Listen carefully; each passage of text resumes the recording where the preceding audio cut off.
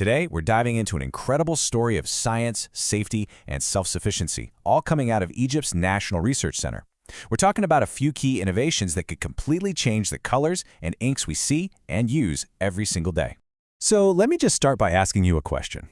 What if the paints on our walls or the ink in our printers, what if they didn't have to be shipped from halfway across the world? What if we could make them right at home, from local stuff, in a way that's actually better for our health and for the economy? That's really the big idea driving the breakthroughs we're about to get into. To get why this is such a big deal, you first have to understand the challenge they were up against. For a long time, major industries in Egypt have had to rely on importing chemical products, things like pigments and printing inks. But as you can imagine, that dependency comes with some pretty serious downsides. You can basically break the problem down into three parts. First, when you're importing everything, you're just constantly sending foreign currency out the door. Second, a lot of these imported chemicals are, well, pretty toxic and not great for people or the planet. And finally, it just makes your whole supply chain really vulnerable. The goal here was to find a local solution that could flip every single one of those negatives into a positive. And that brings us to the really cool part, the homegrown solutions.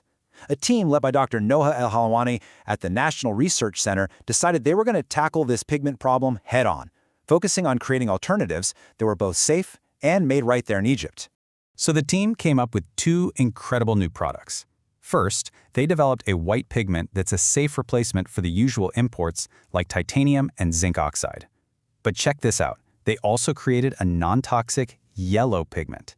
Now, this is a huge deal because it's meant to replace something called lead chromate, a compound that is so toxic it's actually banned internationally. So we're not just talking about replacing a product here, we're talking about replacing a genuine danger. And here's the number that really shows you the power of this local approach. Get this. These new, safer pigments are made using about 70% locally sourced raw materials. I mean, that one number represents a massive leap away from being dependent on imports and a huge step towards real industrial self-sufficiency. But they didn't stop with pigments. The team then took on an even bigger challenge, completely revolutionizing printing ink. You see, the problem with most inks we use today is that they're liquid, and they depend on these things called volatile organic solvents. These are nasty chemicals that evaporate into the air, and they're known to be incredibly toxic. We're talking links to serious health issues like respiratory diseases and even cancer. So yeah, there had to be a better way. And that better way is powder ink. It's a totally solvent-free ink made for laser printers. Now, to get how big of a breakthrough this is, you have to realize powder ink isn't just new for Egypt. It has never been manufactured in any Arab country. It's always been imported. Well, until now. And listen, if you thought that 70% figure was impressive, just take a look at this. The team figured out how to make this groundbreaking powder ink using an amazing 90% local Egyptian materials. Only about 10% needs to be brought in. This is a total game changer, turning a completely imported product into one that is almost entirely homegrown. Okay, so these new inventions are safer, they're locally sourced, but are they any good, right? How do they actually perform? Well, it turns out they're not just as good as the imports. In a lot of ways, they're actually better. First, let's talk about the price.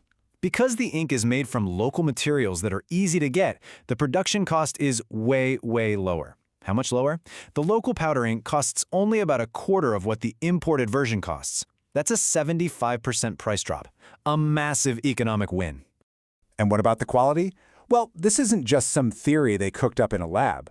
The team gave their new powder ink to a commercial company for some real-world testing. And their verdict? A direct quote, "It's better than the imported." They said its stability and its color were actually superior. So it's not just a cheaper alternative, it's a better product, period. So what happens next? I mean, an idea in a lab is one thing, but getting it out into the world is a whole other story. The great news here is that these innovations are already on a fast track to large-scale production.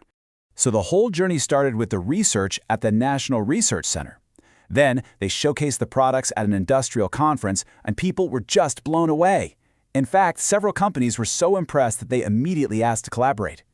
So now, that final crucial step is in motion, planning the big scale-up from the lab right onto the factory floor. And that pretty much brings us to the end. This story about pigments and inks, it's just such a powerful example of what's possible. And it leaves us with one final, really important question to chew on.